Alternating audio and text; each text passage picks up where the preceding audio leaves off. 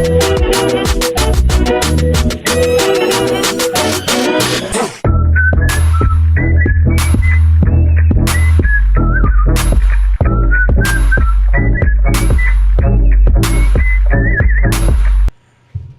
of a bitch!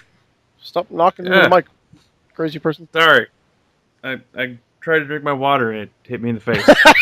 I have a drinking problem. I have a drinking problem.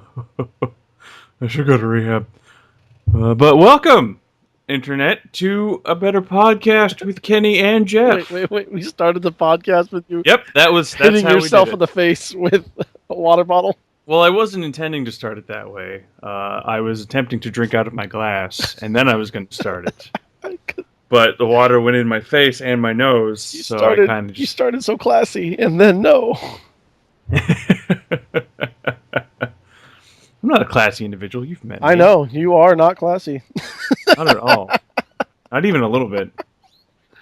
It's like, but you hang out with me, so really. Did I agree with you too quickly? No, I would agree with you. Like, no, you are not classy. Hey, ouch. Hey, wait. Ow, wait. Burn. Jesus. God, don't even like pretend. Not even like make me think that it might not be. Oh yeah, you're not classy at all. You fucking. Oh, I have a top hat, but that doesn't do anything. You had a monocle at one point, as I recall. I do. I don't know where it went though. Mm-hmm. Oh, I still have the top hat though. Oh, god damn it. It's frustrating. Oh, it'll never do. No, never will. It's one of those things where, like, it'll be like that for the rest of my life. Like, you'll be able to say something, and it'll just piss me off. Much like other things. See what's going to happen, Jeff, is, years from now, you're going to be doing your salt suicide. And you're going to be like a good 10 minutes away from death, and you're eating your last spoonful of salt. And then I'm just going to come up to you, I'm going to lean into your ear and just go, Ah! It'll be the last thing you hear. Ah! Ah! What a mean thing to do during my salt deathbed. Hey, I have to make it about me. I know. But for those of you joining us, Stephanie, this is our debate coverage episode. This is a better podcast, a better debate coverage, which I have just now coined, having not thought of it before this actually, which is stupid because it seems kind of obvious, right? Right. Although now in hindsight, in hindsight, now it seems like we could do everything. And it sounds great because it's like we're a better podcast, so we could have like a better movie review or a better debate recoverage. Nope, it's already gone. Nope, it's all in the recovery. At least I haven't hit myself in the face with a water bottle or something like that yet. I didn't hit myself in the face with the water bottle. The water splashed in my face from my glass. Are you wet? There's a difference. Are you all wet now? No, I dried up. Oh, good. But actually, no. We could be a better industries, and then just whatever we're doing, it's better. A better industries. A better industries. Eventually, one day, we might even have a better podcast network. Oh, we might. Here's hoping. Yes. So this is on you, Stephanie, to get the word out. Yeah, get out there. So other people listen. Get out there. So TikTok, Stephanie. TikTok. Oh, Jesus Christ! She's totally blowing it for us. I know, right? God. Anyway, but before we get into that, because it's probably going to take quite a lot of the podcast airtime. Airtime. Well, I mean, we don't really have airtime. No. It's kind of just however long we want to talk. We catch so much big air, bro. Sorry, that went a little too Macho Man. Like, you can never go too Macho Man, brother. Oh yeah. It's just like I was watching YouTube videos of Macho Man Randy Savage, and it's just this supercut compilation of him being ridiculous and talking, and so it's just everything he's ever done. Yeah, pretty much. And and like he's just like repeating like cup of coffee, cream rises to the top, cup of coffee. What the fuck are you talking about? Like crazy person.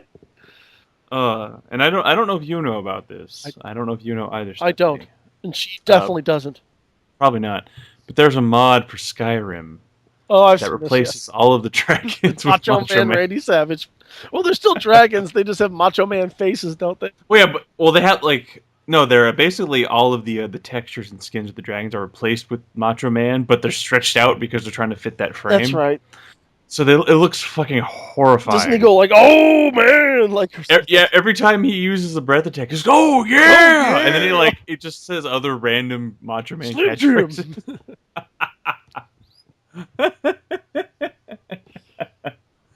There's also one that someone did where they replace all the dragons with Thomas the Tank Engine. Yeah, I saw that too, which is Just actually also horrifying. scary. I don't know.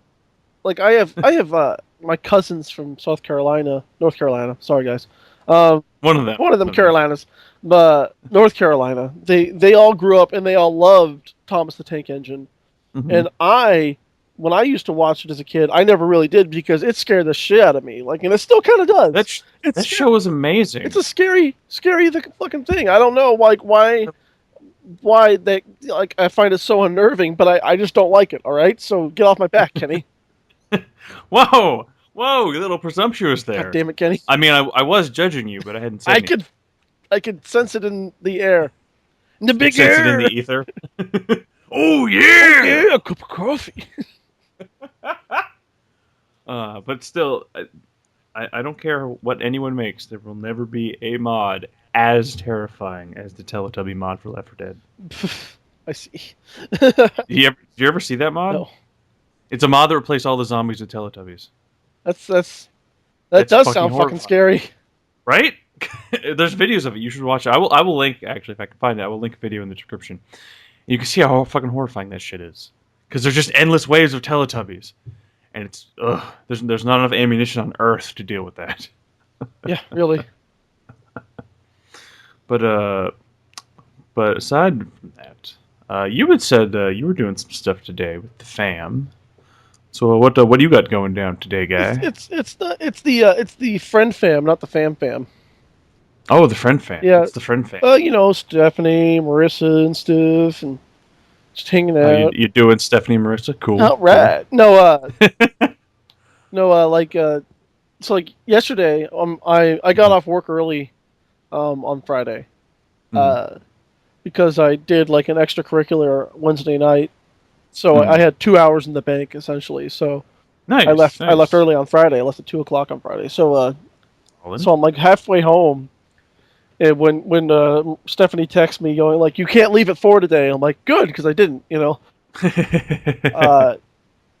like actually. When did she text you this? I think it was like 2:30. And I was like, I'm actually almost home. And she's like, oh, because she and Marissa wanted to go to hang out in Berkeley for the day and stuff like that. And I'm like, well, sorry, but I had. Well, you done fucked up. I know you should have done that like yesterday, or whatever. But I had to leave early. I had to use the time anyway to go help my dad out with some stuff. So anyway, like I asked her. Where the conversation was left at the end of yesterday, while I was still on the train, was like, anything going on this weekend? And she just said, I don't know. And then this morning, I got a text that says, "Morning, we are hanging out today. Not 100% sure what we are doing, but we'll know by 3 because that's when we are getting together." And also, I have to be DD, which is fine. It's okay because after years and years of not having a car and or license, it's okay if I'm DD because I owe so many rides. There is like I have as much ride debt as I do student loan debt. Well, then you're never paying that shit off. I know. So. That's also the other thing. That's the point. It's like we'll never live that shit down. But anyway. Ugh. No problem. Oh, good old student loans. But I know I'm not, as a DD you're not supposed to do this, but I feel like it's okay if a DD has like a beer. I feel like that's fine. Yeah. Like my whole thing with the DD is like you know your limits. So if you can have a beer, that's totally fine because it's not going to impair you unless you're a severe lightweight. And also like you're going to have a beer when you first show up and then presumably the party continues. Yeah, it's not like you're going to have that beer in like 15 minutes. Like, we got to go, guys. Yeah, like, let me do... No, you're going to be there for a couple hours. Yeah, I'm not going to be like, do 6 shots and then leave. Like, yeah, I'm DD, guys, woo! Like, that's not really how it works. That means designated drunk, right? Yeah, designated drunk dude. My dad, was known by his friends as the designated drunk driver, the DDD, because he's never been caught. Good old Triple D. That's don't do that. Don't do that, Yeah, guy. Note to the kids out there, Stephanie. Don't drink and drive. Drink then drive. That's my advice. yeah, totally. You'll spill your drink if you drive at the same time. And no one needs that. Yeah, Get sticky mess everywhere. No, you don't want that. yeah, that's gross. So, Not my so fucking drink fault. then drive. Not my fault. Exactly. Shit. Well, I hope you guys have fun. I hope so And too. you should let me know what you're doing so we can talk about the next show because I'm curious now. Oh, apparently I just got a text message. We're going to Port Costa. Oh, probably going to the warehouse. We are going to the warehouse. Called it. That's right. Fucking called it. I've never actually driven there. I'm going to need one of them to be sober enough to give me directions. It's kind of a pain in the ass. Yeah, I know. I remember I've only been there once, and I was like, this is woodsy. It's woodsy and it's a very windy road. Yeah, well, that's fun for me. So I'm not a huge fan of windy roads. Depending, I don't mind I that. get the motion sick sometimes. I was having fun yesterday in Martinez, going down Marina Vista, which is Nice. kind of windy once you get off the freeway, because Yeah. my car is front wheel drive, so there's a certain point, and I was speeding, so there's a certain point when you're in a tighter turn like that, like a corner like that, Mhm. for rear wheel drive cars, if you gas like early in the turn, it'll swing the back end out. Yeah. Which is fun, but but but in a front wheel drive car, if like at the apex of the turn or right before it, you hit the gas, because the wheels are moving the car forward, you really kind of take that turn really fast, like whee. Nice. So you just go right around the turn, like yay! And I was having a lot of fun doing that, and I might try it again Awesome. today with a bunch of people. You should. You should do it after you guys are done at Port Costa. Yeah, just make sure that everyone has to get out and puke and. No, keep the windows down and just okay. Everyone, stick your head out the window while I do this.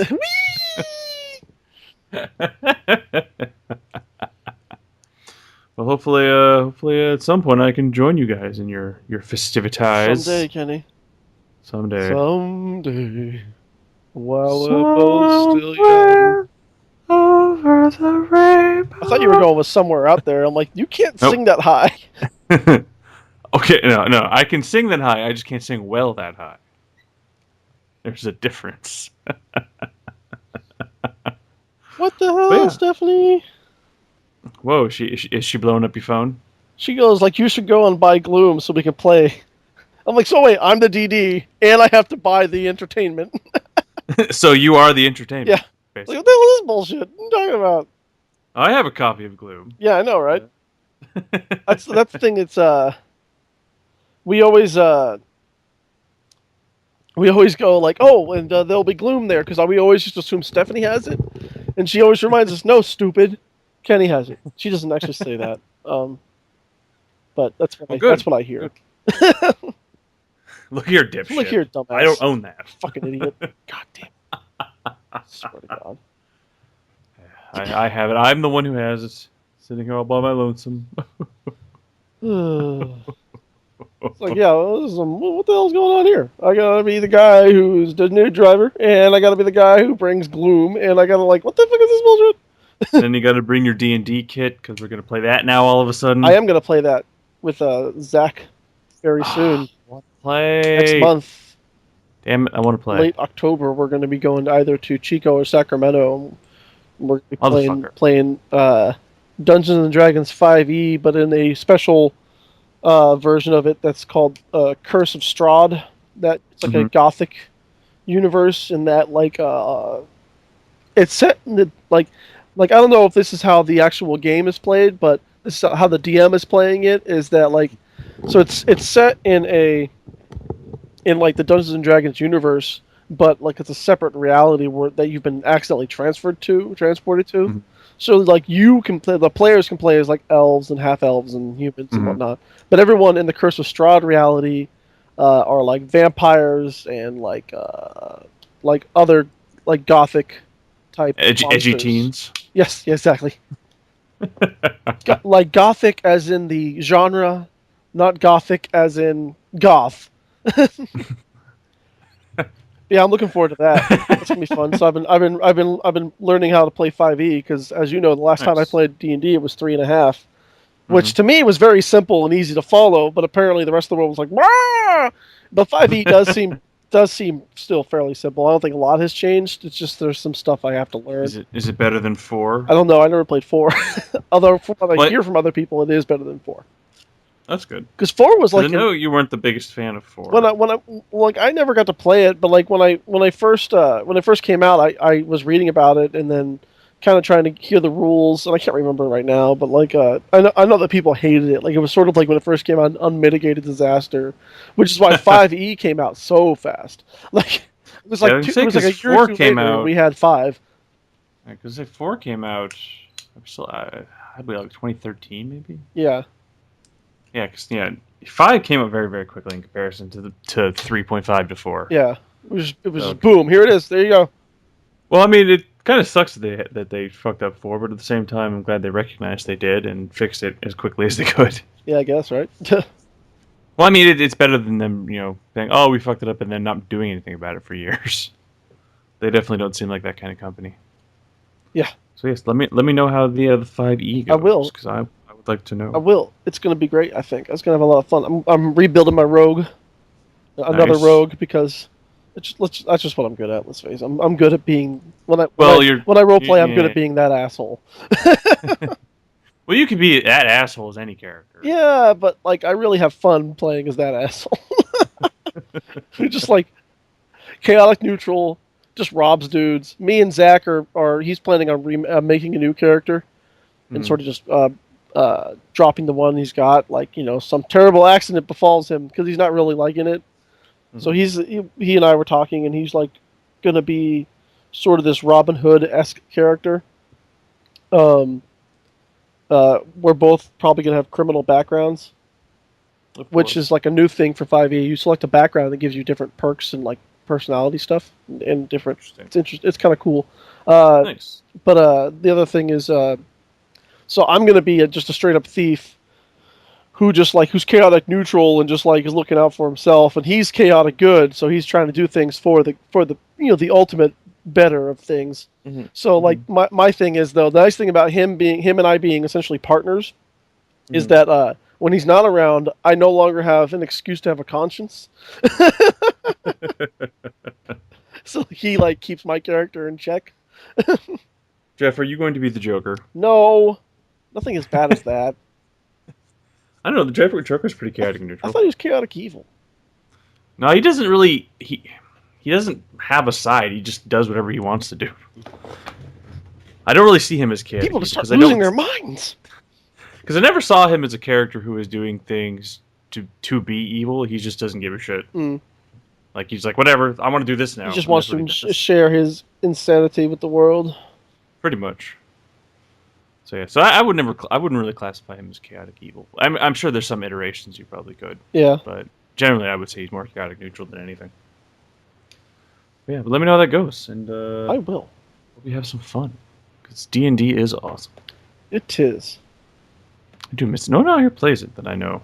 Except Ben, but he is a kid, so that makes it difficult. Yeah, I know, right? Kid, he's a shitty player. Oh God. He doesn't do anything. All he does is put the figurines in his mouth. All he does and is won't shit roll. everywhere, just Right? shitting. Oh my god. Just always Little shitting. God shit damn it, that machine. kid. It's like a slot machine of shit. You just pull his arm and he just comes out everywhere.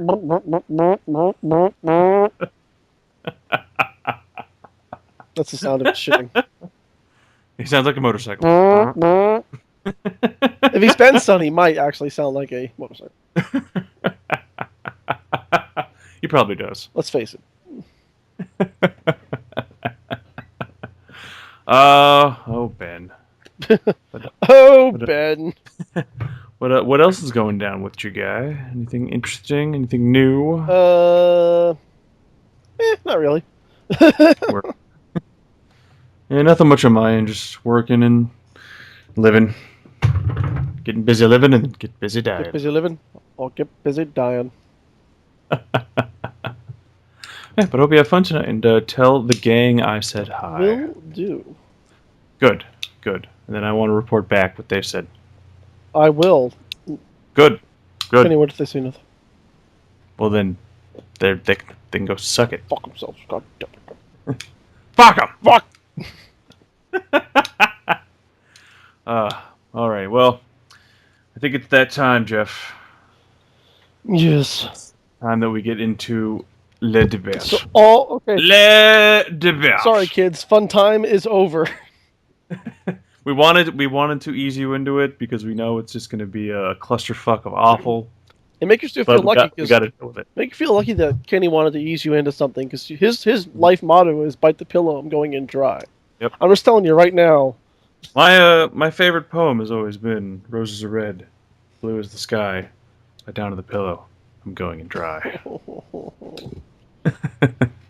It's not A fun thing you could do on Valentine's Day, guys.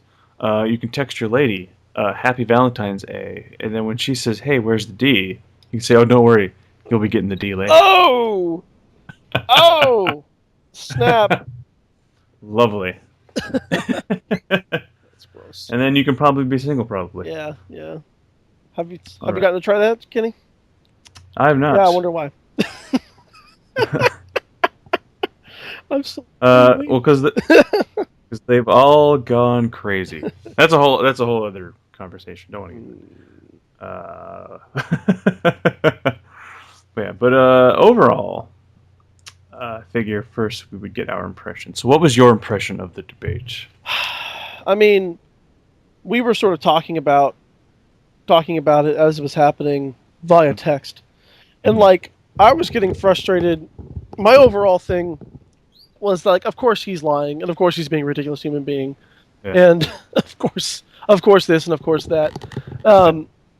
All the I haven't. Have you heard anything from the Republican pundits, like Fox News, basically? Actually, most of them I've heard. Well, I haven't heard anything directly. It's more just been things that I've heard reported that they've said. Yeah.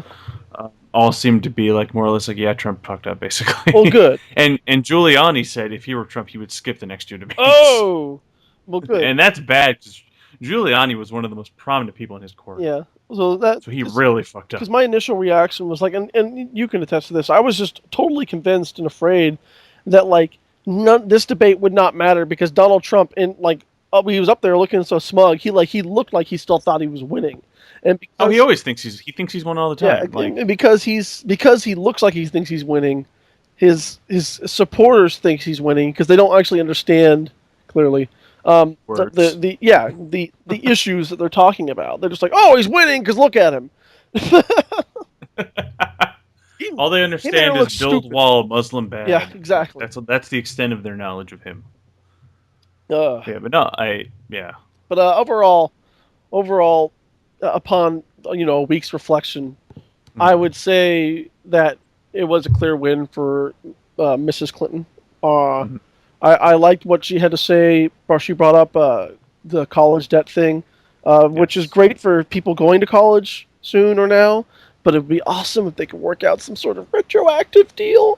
See, that's one thing I would love if I ever got the chance to meet, or not meet, but speak with Clinton at like a town hall event and ask her like, okay, so you have this plan for people going into college to lower their tuition costs. Which is that's great. It's fantastic. Which I'm good idea. Totally support, and I hope it passes. However, but what about people in my situation who've already gone to college who have a massive amount of debt? Mm-hmm. What plan do you have for people like us? Yeah, it's like, are we gonna be like my ultimate thing?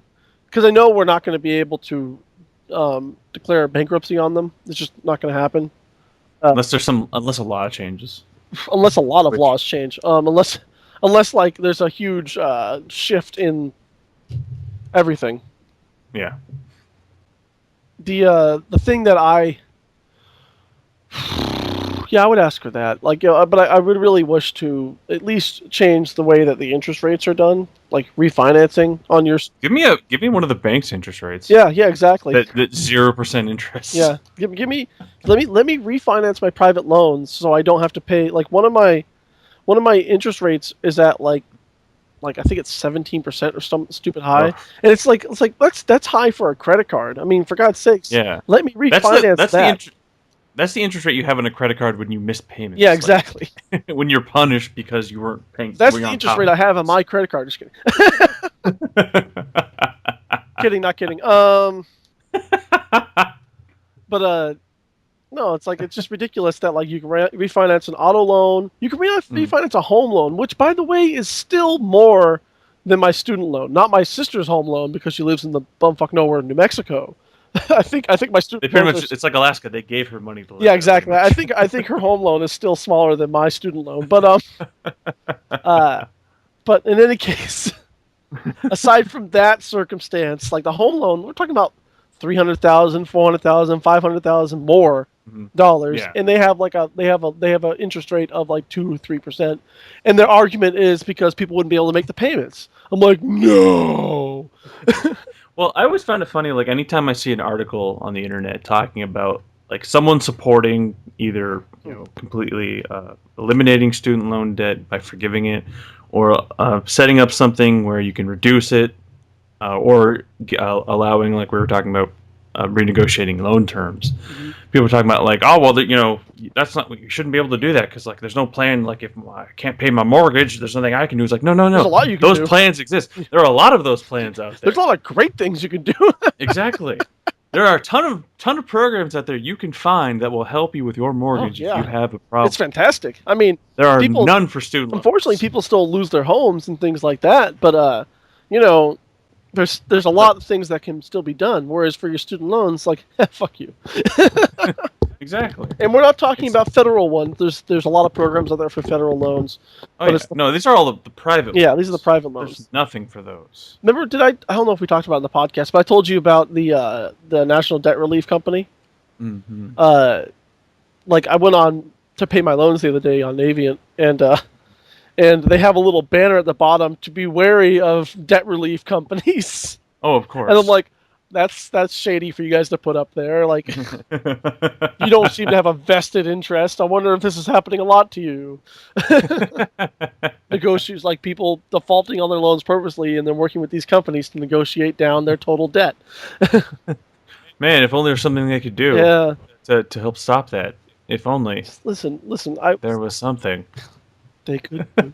Listen, if my interest rates weren't so high, I wouldn't have to be spending so much every month. I think my total loan cost would go down if my interest rates were so high. Exactly. Now, mind you, I'm in the same boat you are. Mind you, the other problem is that like it's going to take me a lot longer to pay off these loans because of how high the interest rates are. So like, long story short, I appreciated that they actually both talked about college debt. The only thing I'm wary with Trump, though, is he's never talked about it before, as far as I know. Well, I don't really know if he actually has anything. Well, they're attacking it by different angles. Like Clinton's gonna tax. It's the old Democrat. Yeah. Well, Clinton is more or less pretty much entirely taking up Bernie's position on that. Yeah. Well, we're gonna make the fair share. That's what Stephen took his line.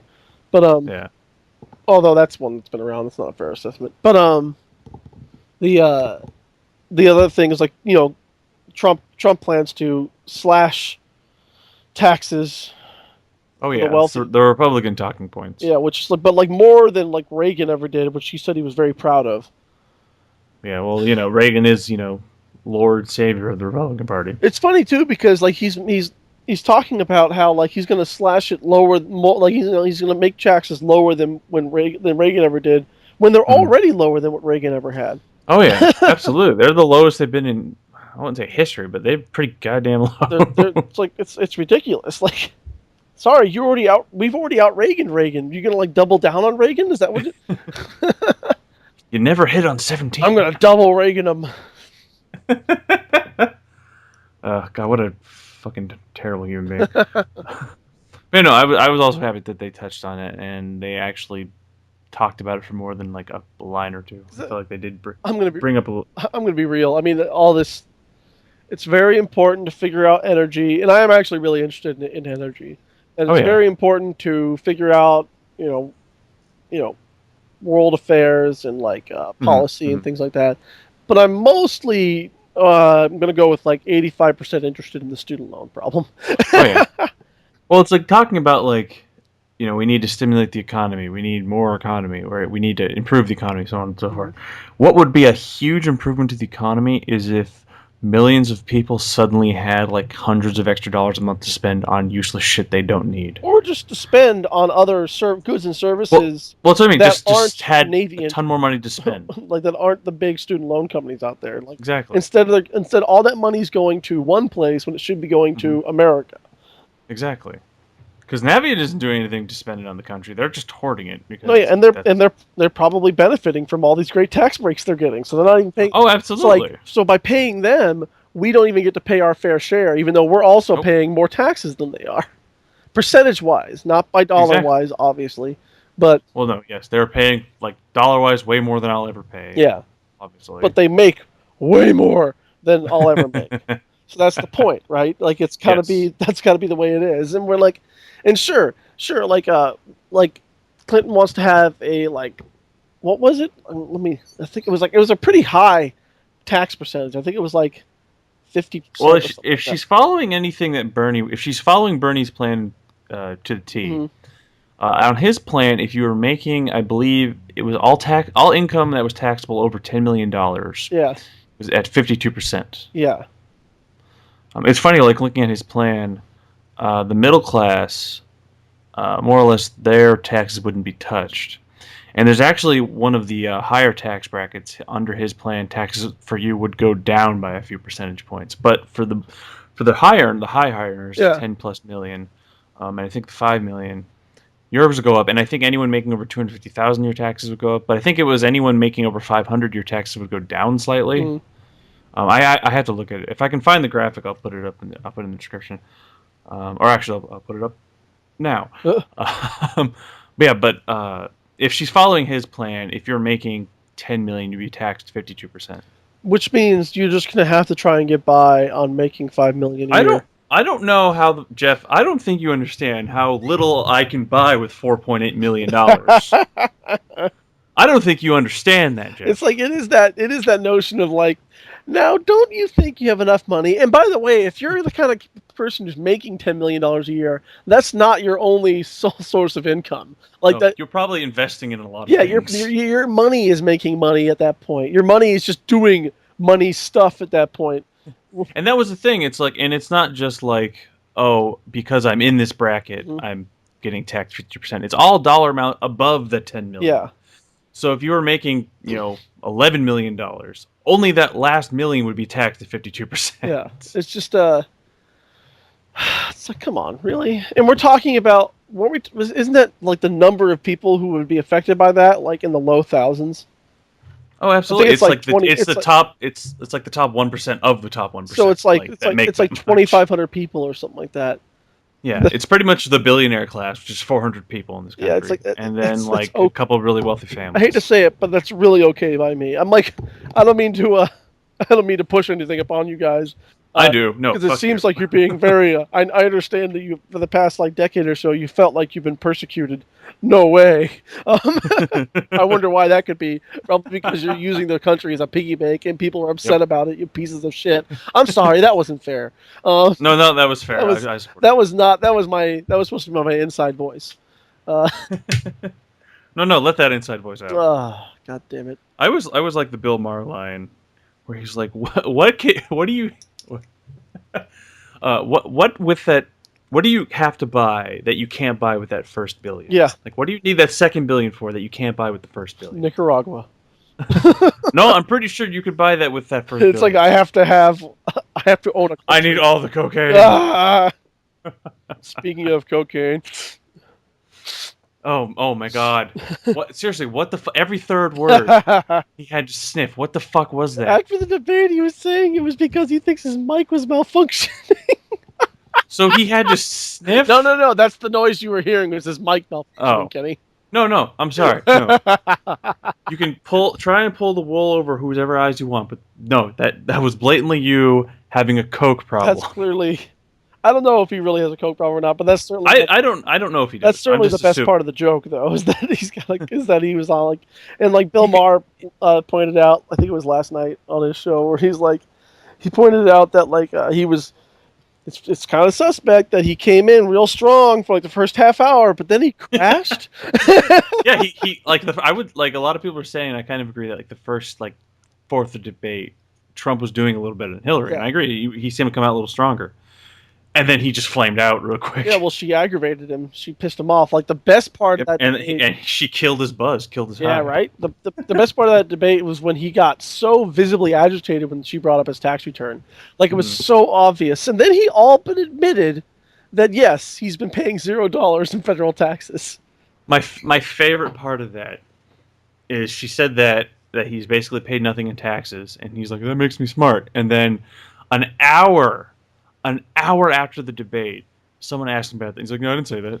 Yeah, I didn't say that. What the fuck? Serious what fuck. The fuck? Well, like we've been looking at. Are you looking at the same NPR fact check thing that I am?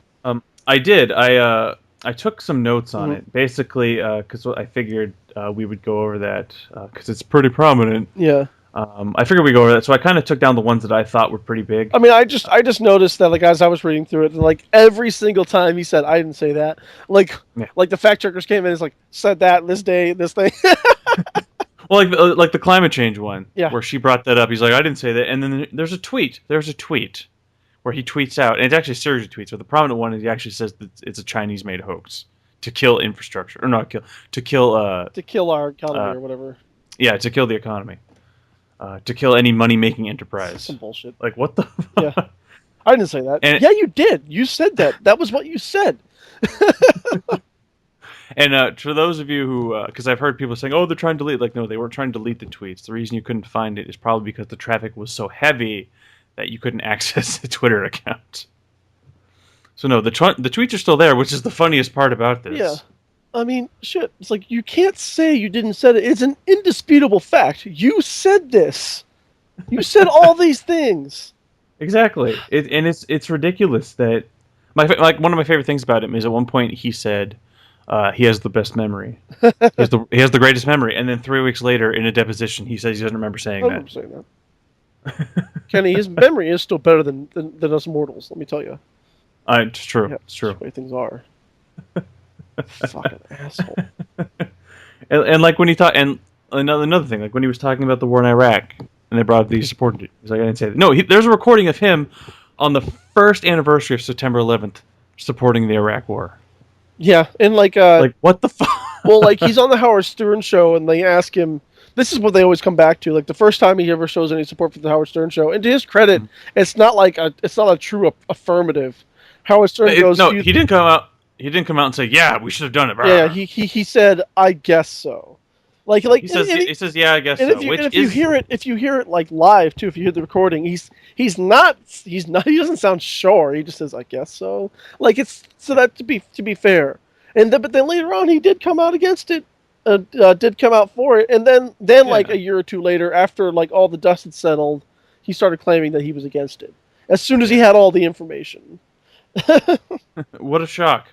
What a shock! Yeah, but you can't say like after all the dust settles, you can say then that you're against it now, but you can't just like retroactively going, I was never against it, I was never for it, always against it, forever and ever.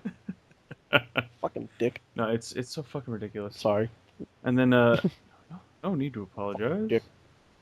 And then and like when you were talking about the national debt, at one point Clinton brought up that he had at one point said that he would try, if he became president, he would try and negotiate down the debt with the countries we owe. And he's like, I didn't say that. And there's an article where he says that. Yeah, you said that, bro. It's like, I've actually heard him say that. Right? Exactly. It's fucking ridiculous. I wish that Lester Holt was a little more firm with him too. There were a couple moments where I thought Lester pushed him, which was nice, but for the most part, yeah, he really should have done a lot better with that. In the next debate, they have to like have a way to shut off the candidates' microphones when it's not their turn to talk, especially if they like. It's like Trump. You've got three. Like there's a 3 strikes rule. If you interrupt or if you don't listen to me when I tell you to stop talking 3 times, I'm just going to shut your mic off when it's time for you to not talk.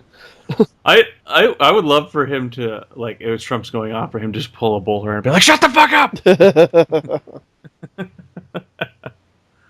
Oh, God damn it. Yeah. So overall, outside of what was said, what did you think about the debate? What did you think of each candidate? I mean,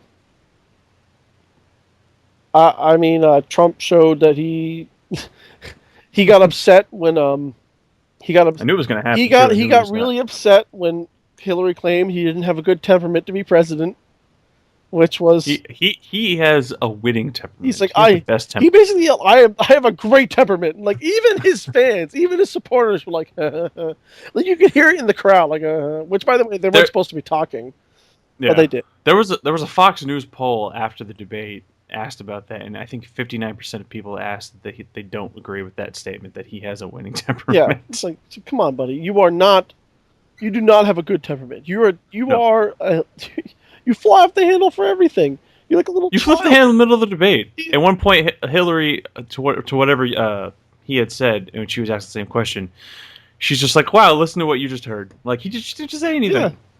I mean he's still flying off the handle. He's still slut shaming the pageant winner. Oh my god, and he's going so hardcore into that. He's just crazy.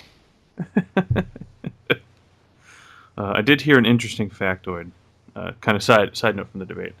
Uh, when asked, 31% of his supporters want to build a wall on the Atlantic side of the country to keep out Muslims. I'm just gonna let that one sit there. I don't. One more time. 31% of his supporters, and I will find it because the Keith Oldman thing I talked about last week, his closer segment on GQ, he discussed that percentage in his last video. So I'll link that, and then I'll have all the facts Okay. about it. Well, some of the facts, but Okay. his supporters were asked if they would support a wall on the Atlantic side of the country to keep out Muslims, and 31% of them said they would Keep out Muslims. keep out surfboarding Muslims. What They don't know how else they'd be getting here. what I don't understand, and here's my problem: do they not think that Muslims or Mexicans can, buy a plane ticket? No, Like you're no, allowed they to can't. fly. You can fly over a fucking wall. You understand that, right? Like this is just how. Well, no, you see what It's like most happens illegal is immigrants come into this country like legally and they just stay. They come in legally via a plane ticket because who the hell like boats across the Atlantic anymore?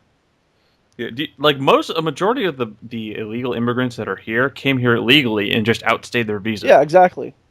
But like, no, see what happens is they build a wall, This is so frustrating. and as soon as the Muslims fly over it, they're immediately disintegrated. So they can't get into the Yes. country. We have a anti-Muslim scanner. It's just like, what does it do? Like, just zap anybody who wears a hijab? What if they have a really big hat? Well, then they shouldn't have worn it on What the if it plane. confuses the scanner? Why are you wearing a big plane on the hat? Or why are you wearing a big hat on the plane? You're inside. You don't need Yeah, I that guess so, right? Jesus Christ. Fuck's sake. right? Yeah, I'll post that in the description. I will also see if I can find an article or something that discusses that Shit. because it's fucking ridiculous. 31% of the people that support that man want to do that. 31, almost a third. That's Want to do however many people that is. That's the number of people who just don't understand really anything. Like this, and this is a beautiful country, and everyone is allowed an opinion, and everyone should have an opinion. But for God's sakes, inform yourself about something before you just say shit. So sometimes I reflect on where our country is and the things we have done, and I wonder if the founding fathers knew, they'd have been like, "Yeah, that was a bad idea. We shouldn't have done that." It's Let's go back to England, guys. Yeah. It's sort of off topic, but did you hear about the 9/11 bill that Barack Obama vetoed?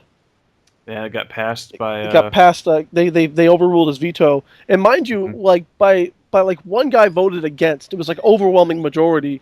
But basically, this bill that they passed allows 9/11 victims' families to sue Saudi Arabia. Because 15 of the 19 hijackers were Saudi nationals. Okay, so here's the problem.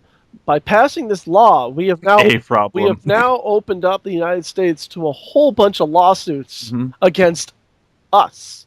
Mm-hmm. So, And like Barack Obama said that, like, I can't possibly sign this bill. I have to veto this bill because of this reason. Like, this is the stupidest thing. But then they passed it anyway. So now all the Republicans are freaking out, and they're like, because now they're realizing that that this is the problem with this bill, and now They should maybe repeal that and they're law. blaming Obama for not telling them that this would happen. Well, okay, Jeff, you have to understand, reading is hard. God, I just don't. It just blows my mind this is happening. So, like, anyway, I tell you a story because I heard about this at work, and I was thinking about the debate and like what you just told me about the Atlantic Wall against Muslims. Mm-hmm. It's like a friend of the family. I can't remember which country he's from, but it's like it's one of the like Dominican islands or what have you. Mm-hmm. And I just can't remember. I wish I could. But anyway, he showed me. You can see it on Google Maps.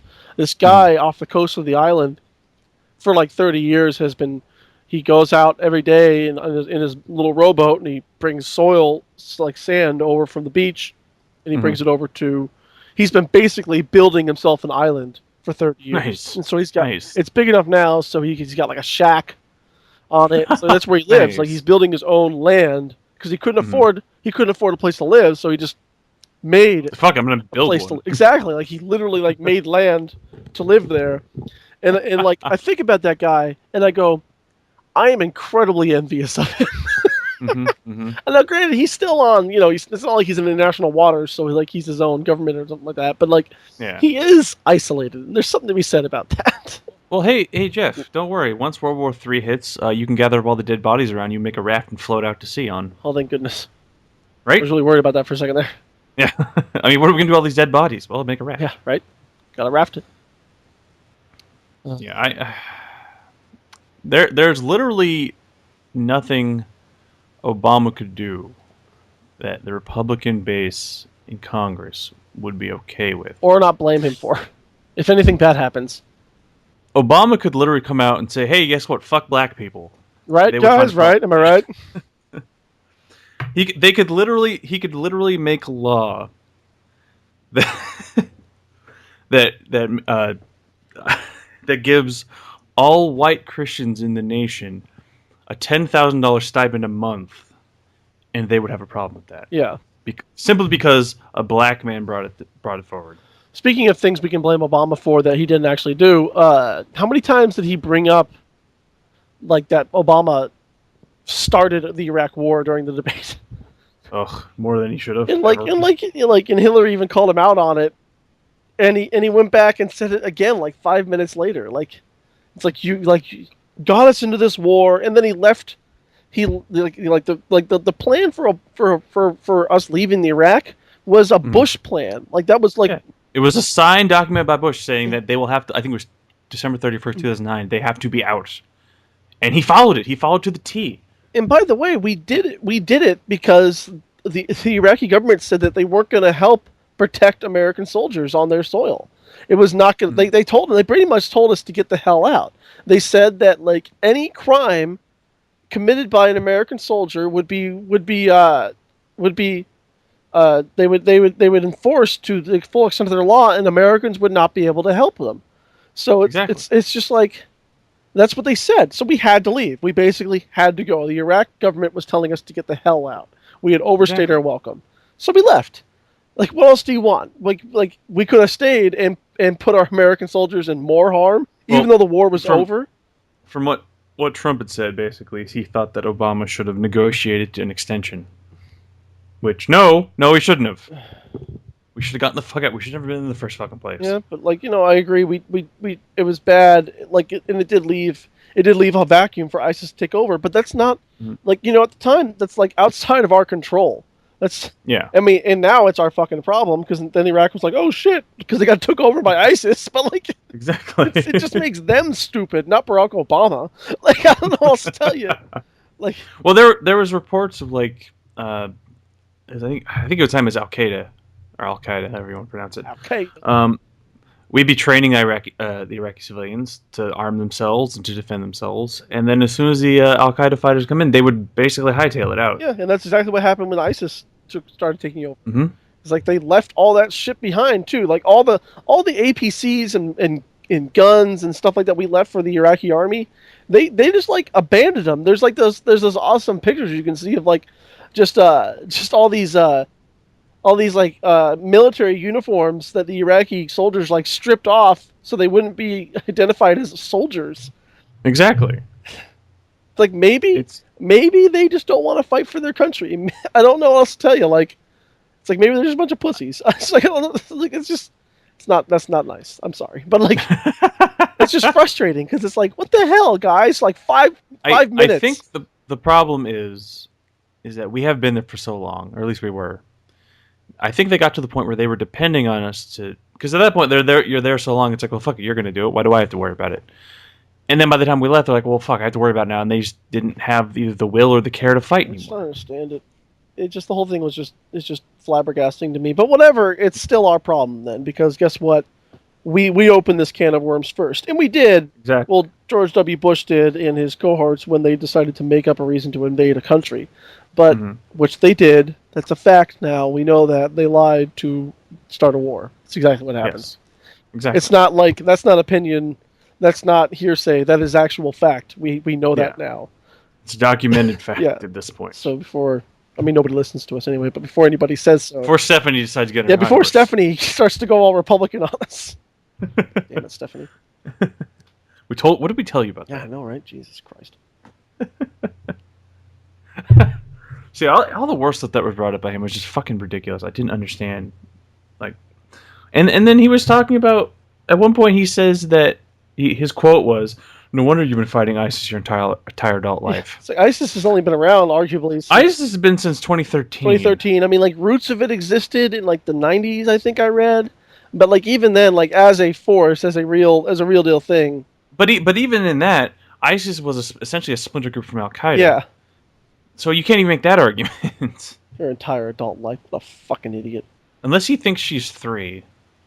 Which makes it even worse, because then he's being beaten by a 3-year-old. Well, he's 3, so it's fine. Well, mentally, but physically. Oh, god damn it. Yeah, so that, I did not understand that. That was just a baffling comment. I didn't understand what point he was trying to make. I would love for him to have gotten a follow-up. Did he get applause after that?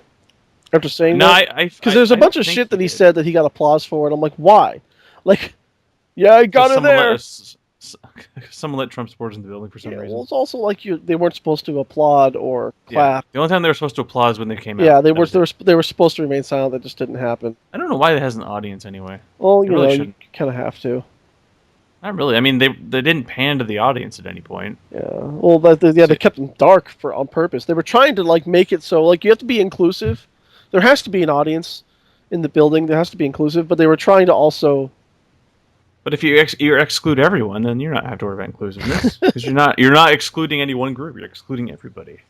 I know. To me, it just doesn't make sense because they don't interact with the candidates. They weren't even on TV, as you were saying. They were blacked out the whole time. There's no need for an audience in that case. Yeah. I don't know. It seems weird to me. But yeah, that was just, I didn't understand that comment. Like, I don't know where it came from. I don't know what he was trying to get at. I would love Lester Holt to be like, what the hell did you mean by that? Yeah. But, I mean, I feel like he should have been a little, I was not happy with his moderating skills, and I don't know who's moderating the second one or the third one. I was happier with it than I thought I would be, but there was a lot he didn't do that I wish he would have. Yeah, I wish he would have, like... I mean, like, he did... He also only came after Trump. It was, like, the only questions that were directed towards the candidates, to, like, about their policy or whatever, about the shit they said, was only to him. Now, granted, he said the most weird shit, but, like, he didn't show... He showed a little bit of bias there, I felt. Which is funny because Lester Holt's a Republican. Yeah. Also true. Forgot about that. I think he's been one since like 2003, which is funny that he would do that toward Trump more so than Clinton. Well, it's fair that he has questions then because like what the fuck is going on? You know, like. Yeah. But I loved the exchange between Trump and Holt about stop and frisk. Yeah. Like that was fucking like what the fuck? It's like no, that was unconstitutional. Like we figured that out. No, according to Trump, Lester Holt is wrong. It went the reason it was deemed that way is because it went before a judge who was very against police, or as Trump said, it went before a judge who was a very against police judge. He's very against police judge. But it's like, what the fuck? He is a very against police judge, Kenny. Kenny, he's a very against police judge. Well, the first problem is it was a female judge, so that was right there, totally against anything the Republicans want. Yeah, that's a big problem. Yeah. Who let a woman be a judge, really? Honestly, crazy. Could only been made worse. Next, they're gonna want to vote. Could have only been made worse if she was Mexican. Oh man, yeah, I love that against Judge Curiel. Yeah, trying to say that he shouldn't be allowed to oversee the case because he's Mexican, because his heritage is Mexican. But then trying to say, like, no, I don't think his race has any influence on his ability to do his job. It's like, then what the fuck are you talking about? Yeah, why would you even bring it up then? I don't understand. It was only worse if he was also a Muslim. I know, right? Jesus. Oh. Yeah, I just found the baffling. It's like Trump is literally telling a black man, "You're wrong about why stop and frisk is unconstitutional or was deemed that way." Yeah. Like, what the fuck? It was discriminatory. No way. My favorite part about that is Trump kept trying to say that, oh, stop and frisk may help prevent crime. When that was in place, crime was dropping. But they found that when stop and frisk basically ended, crime still went down. Yeah, crime has been this is the best crime rate we have ever had. It's it's gone up in a couple major cities like Chicago, but overall, but those are isolated incidents. Across America, it's gone down, and it hasn't been this low since before the 90s. It's this is great. There was a statistic that I saw on the NPR thing saying that Trump had said murders are going up, and homicides in New York have been going down since the 80s. Yeah. They're lower now than they were in the 90s, which were lower than they were in the 80s. And they're still dropping. This is the safest time to be living in this country. This is all good stuff, guys. This is a good time. If you wanted to live in America, now is the time. Yeah. If you're white. Well, I mean, let's not go crazy. Let's see how things go in November. But It's true. I mean, if you want to go to school, don't go to America. Well, no, come to America if you want to go to school. Just go back to your home country because you're not going to want to stay here. God, that's the other problem is that people still come to our schools to get educated and they don't stay. Yeah. But it would be great if they could stay. I'm kind of torn on that one. It'd be great if they could stay, but at the same time, I like to see people being able to bring that knowledge back to their home country and help their home country. Well, the thing is, my problem is that people who are natural citizens here aren't going to school because they can't afford it, but people who so they're not getting the education they need to really kind of boom our economy and our culture and all that stuff. That's a thing that we know is that people a college education or a higher education of any kind, it helps an educated populace creates a better life for the world, exactly, for the country, exactly. So because everyone's more informed and everything's more we have a more intelligent populace. What is it? The greatest asset the American has is an informed electorate. Ha! So the hell is that? I know, right? But but if they can't afford to go to school, they're not getting the education. However, people are coming from overseas, getting the skills and knowledge they need, and they leave and they go back to their home countries and they do what we're supposed to be doing here.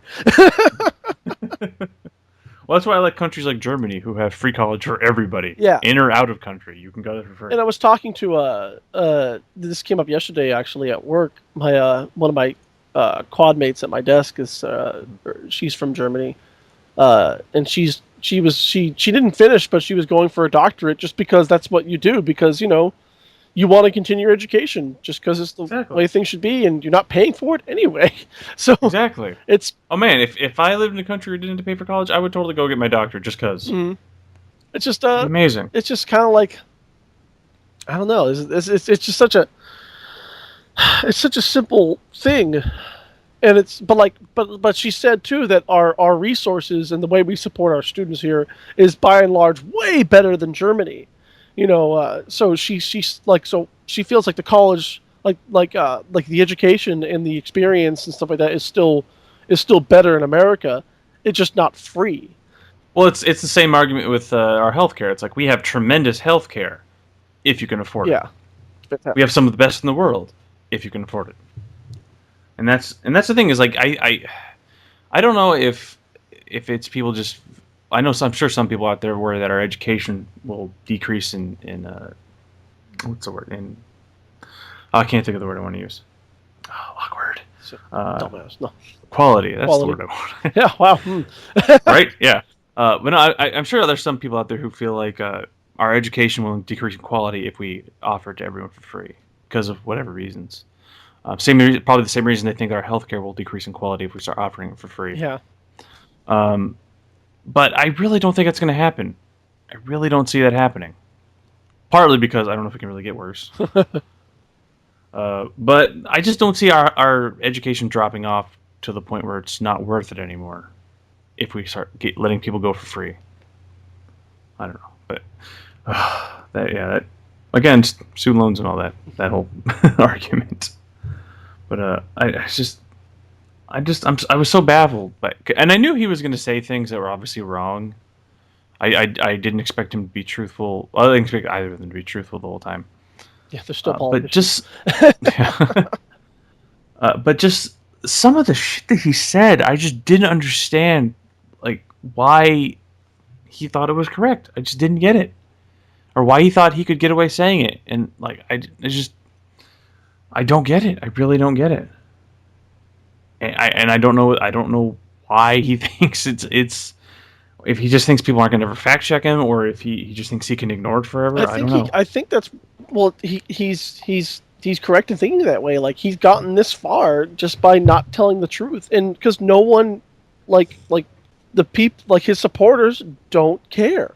You know, it doesn't matter.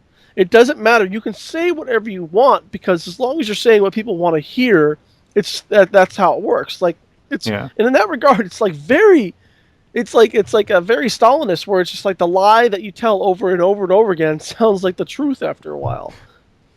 Yeah, I think it was that's all it said was Hitler. It might have been Hitler. I'm just tired of calling him Hitler. Yeah, but it's funny, like, well, not really funny, but it's one of the few times where like the things he's proposing are very Hitler-esque things. Yeah, he's saying some pretty Hitler shit. I mean, I'll tell you. Yeah. One of the things there was a continuation of the Keith Olbermann video I posted where it was 76 more things that Trump said or have done that are terrible. Yeah. Apparently, Trump at one point, I don't know if he still does, had a book of Hitler's speeches next to his bed, which is a little worrisome. Did he really? I mean, I've heard that, but like it's kind of like one of those weird things. I have to because I know Olbermann put up a bunch of links to sources for the things that he said, so I'll have to check to see if I can find one in there. But with as thorough as the fact checking went on that, I'm pretty sure that it's true. I will reserve my judgment, but I have a feeling it's pretty accurate. Yeah, I mean, I like that. That's kind of like that's especially crazy. That just also sounds like something he would do. Like, because who the fuck even has that? Like that book exists, and someone bought it. Like, like who does? It's good reading material. Like, did you just stumble across it, or did you have to either you stumble across it and find it interesting, or you seek it out, which is even like creepier. Like, but even if you're just you find it and you find it interesting, it's not a book you keep by your bedside table. Yeah, like put that shit on the shelf. I need some light reading before I go to sleep tonight. Yeah. Oh, let's pick up. Oh, what's this about the hinterland? Like, oh my. What about the Jews? I mean, because a lot of the stuff that he's doing is like taken right out of that, literally apparently that book. Yeah. Where it's just like you can say whatever you want to say, and it doesn't matter if and this is true for all of human history. This is not just a Donald Trump thing. It's just he's just the latest guy in our in America, because this is working all over the world still. But you can say whatever it is that you want to say, and people will believe you if it's what they want to hear. And that's just the way it is. Exactly. It's awful. Oh, it's horrid. And it's not how you should run a country, and not how you should be part of a population. Yeah, it's not the way America should be. No, God, no. That's always been our mindset. So we're not supposed to be like that, and we've yet turned into that, and we're falling pretty hard into that too, which is sad. Yeah. But no, and I guess maybe coming from the viewpoint I have, where I don't believe the things he says because they're so very clearly false. I guess is why I'm so baffled that people can buy this. But I don't know. I don't know. I don't know if it's an intelligence thing. I don't know if it's just people tired of the quote unquote PC culture we're in. If there's people out there who like don't like the idea that they can't say what they want, like certain things that they want, certain really awful racist things. Yeah, what the fuck are you thinking about this shit for? Like, it's like what part of your like life have you decided that like this is the truth? Like what? Yeah. I don't- And what happened to you that you and I guess the thing that decided this was baffles the me truth? is, Trump is not the first candidate. He's probably the most probably the craziest candidate we've had in a while, obviously. Well, the craziest one that's gotten this far. We've had crazier. Yeah, but we've had other candidates that have said really terrible things and had, to some degree, similar thought processes that he has, and they didn't get as far as he has. Well, people find him charismatic. That's the only difference now. But he doesn't have any charisma. He does. Too. He's an oaf. Well, to some people, He's a bumbling oaf. Some people they find him like very very charismatic. They look at him and they believe him when he says something crazy. Some people do. That's just the way things are. I don't know what to tell you. Like, I guess I just don't see the charisma. I don't either, because I see him and I see a smug piece of shit liar. Like, but that's. I see a douchebag who makes fun of the handicapped. Yeah. like come on. Like, what the fuck? And it's not like I want to be clear in that we're not trying to say that like I don't think it's 100% necessary to be PC all the time. Like a comedian in like the like in when they're saying a joke and something like that, like riffing on something, you can be a little racist, you can be a little sexist, you can be a little homophobic because you're being funny. It's with the purpose of being. It's not even necessarily that you're being funny. It's context. Yeah, there's all context. You can say some really terrible things if they're said in the proper context. You can't just go around and like shouting random slurs at people. Yeah, and you can't. It's context in a comedy bit. It's not policy. They're not trying to like introduce policy to a government. I mean, I've always been one of the mindset that like pretty much anything can be funny if it's said in the right context. Oh yeah. But this is a man who's attempting to make policy that will affect how our country functions. This isn't some dude trying to make a comedy bit and just kind of bombs. He wants to bring in policies that would certainly be discriminatory to different races and groups. And absolutely. That's not like being anti-PC. That's just being straight up racist and not American. It's unconstitutional. But part of the problem is I think it's on both sides. Like you have like the idea of being PC. Like you have one group who, we're not allowing them to use random slurs, and we're not allowing them to say really hurtful shit to different groups and ethnicities. And because we're not allowing them to do that, or I should say we're not letting them get away with saying it anymore, they're claiming we're being PC because suddenly they can't speak their mind anymore because their mind is full of racist shit. Yeah, maybe you should have been saying that shit anyway. Yeah. But then on the other side, you have this group of people who literally anything that they deem mildly offensive is you're out of line. You need to be stopped. That's back to the trigger warning argument that we had a little while ago. But I think that's the problem is you have two very extreme sides of the PC argument. And I don't know if this is like, I couldn't tell you honestly. I haven't done any thought. I haven't put a lot of thought to it or research behind it. But like, is it possible that this is always the way things have been? Is that we've had two points of views that were like on the very polar opposites, but just very loud? Or is this like a new thing for like this new sort of modern internet age that like the loudest and most outrageous are the ones that actually come out? Because it makes it seem like this is the opinion of the average American. Either you're this way or this way. Yeah, I liken it to Penn Jillette's quote where he says, "There's two things that are always true about the country. Everything is constantly getting better, and while everyone thinks everything's getting worse. Because I mean, look at the news. Anytime you see anything on the news, it's always there's another murder, or there was a robbery, or someone was assaulted, stuff like that. So you have this backdrop of really awful shit going on. So you look at it like, oh my god, look at all, like my country's falling apart because everyone's dying or everyone's getting their shit stolen." Mm-hmm. And in this case, it's the same thing. Majority of people, I think, and no matter what group you fall into, majority of people don't have these extreme viewpoints. They don't feel like everything needs to be censored, and they don't feel like, but at the same time, they don't feel like you should be able to say whatever bullshit you want. There's a line that you need to corral yourself when you're in public. However, because of things like the internet, things like TV, those minor voices have become so loud that they're drowning out the majority. So the people you see that that feel like any censorship is PC, and the people who think that any marginal thing that you've said that could be even slightly deemed racist is a problem and you need to be corrected. They're the minority, but because we have things like Twitter and Facebook and the internet, they're shouting above everyone else. Yeah. Because the people that don't have those viewpoints aren't going on social media and saying these things. They aren't going on TV and saying these things. They're keeping to themselves because they don't really care as much. Or I shouldn't say they don't care as much. They don't feel the need to shout their opinions out. But the people that are on the extremes, those are the ones that feel the need to let everyone know what they think. So that's why it seems like there's only two sides, when in reality there's tons of sides. It's just the only two we hear about are the two that are extreme. Mm-hmm. It's the easiest to digest, I suppose. Like the quickest. Exactly. It's the quickest soundbite is what the two extremes think. I mean, because there's no room for nuance on the internet. So I guess it is more of like a. We're concluding now for as a fact for the world. It is a product of more of like an internet age and things like that. Exactly. We've I mean, I don't want to, because I'm part of the society as much as you are, in terms of like we're this really like, we need our information now. We need to know what's going on now. We need it now. It has to happen now.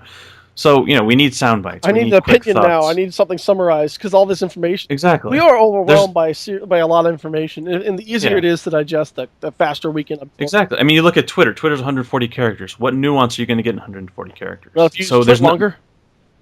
Exactly, but no one wants to click on that. I need to see it right away. I don't want to. Sorry. I think it is tweet longer. I think it's tweet longer. I'll look it. But we have a. It is. Nope, it's tweet longer. Fuck. Okay. Aha. But no, like we don't have time to click on that link to see what that story is about. We need to know what it's about right away. We need to see it immediately. So there's no room for nuance. So the only time you really get an opinion across is when you're extreme. But the problem is, because you don't have nuance, it doesn't give a real opinion out, and it makes everyone who has those extreme opinions look like everybody. Mm-hmm. So it is really just a product of the internet age, because we need to know everything now, and we don't have the time for nuance. Which is really frustrating, because that's all I want is nuance. I want to know the intricacies of what people are thinking and why they think it. Why do you feel that way? Why are you doing what do you really feel like? So no, I would agree. I would say that for the world, we are voting for the world. It really is just a byproduct of living in the age we are in, because we need sound bites, we need them quick. Mm-hmm. So, I think that's why someone like Trump has been able to get to the prominence he has, is because he does have those extreme views, and because he lives in the society that we are now, and that's all people want, because that's what they want to gravitate toward. He's able to get up front because he says like really random bullshit, and they're like, "Oh, that's how I think." Or, oh, that's the opinion I think. And they gravitate toward him. They don't look for nuance because they don't care about nuance. And whether or not that's because we don't really have it much or they never cared about nuance, I don't know. But I think that's why people like him are really starting to get prominent in politics. I mean, the problem is it paints the world in the polarizing terms, like literally in black and white terms. And we can't... That's not how life and reality works. No, not at all. Like it's never worked. There is no ultimate evil and there is no ultimate good.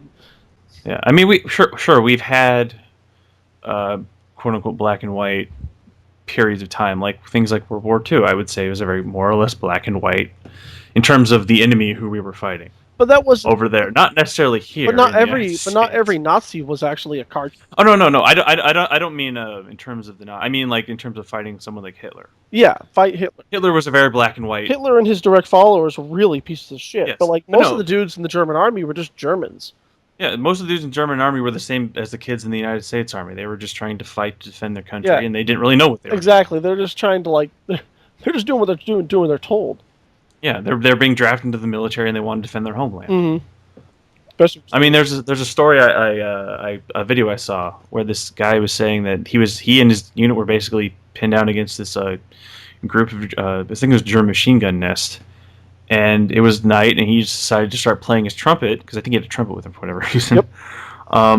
And That's the song he carry was, around when you're humping the I bug. think, I don't know if they were necessarily like it was just like I think they had some kind of small. They had some kind of small setup because it wasn't just a group in the mud hiding behind a rock. Like they had some kind of a camp set up. Yeah.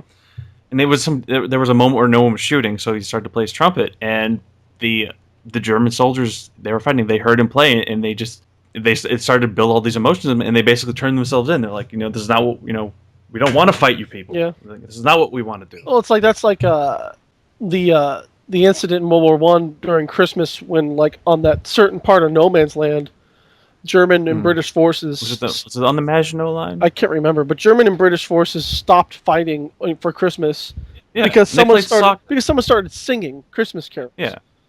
And they played soccer. That day, and then the next day they picked up their guns. They started shooting each other again. It's like these guys, but these guys didn't want to do what they were doing. They're just doing their job. So yeah, it's the world is not a black and white place, and it never will be, and never should be. That'd be awful. How shitty would that be? Oh my god. Oh, that'd be. it would be. I would say it would be easier to communicate. It'd be damn simpler. Yes. If I was, that would be it. That would be the only thing we would gain. Yes. Simple communication. Yeah, exactly. We would lose everything else. That's the way things are. Like I don't know what else to tell you. Like people are crazy. Exactly. And the people who only see the world that way or only want to see that world that way, they're missing out on like everything. It's like exactly. And they also don't think that they're wrong. They don't feel like they like. Don't you understand that like you would probably be one of the bad guys? You would be the evil side of things in this alternate universe you've created. Exactly. And like, and I just like I was talking like there are some people I work with that are pretty big Trump supporters, which is a little unfortunate. And you live in because it's mostly because they're all women is the thing that baffles me. That's the thing I don't understand. Like there's a girl who I used to work with at Home Depot, and I stopped following her because she's a Trump supporter in public. Yeah, I stopped following her around. I stopped following her on Facebook. Thank you, Kenny. Because she's a Trump supporter, and she was saying all these pro-Trump things. But that's fine. I don't unfollow people because of that. I unfollowed her because she's a black woman, and I don't understand. It's like what are you doing? Like why would you? So I had to unfollow her. It just made me too angry every time. Like it just set me off like those damn coffee mugs that are upside down. I still need to buy you one. It's Halloween. It'll be out again. Doesn't make any sense. It makes perfect sense, Jeff. Okay, world. Stephanie.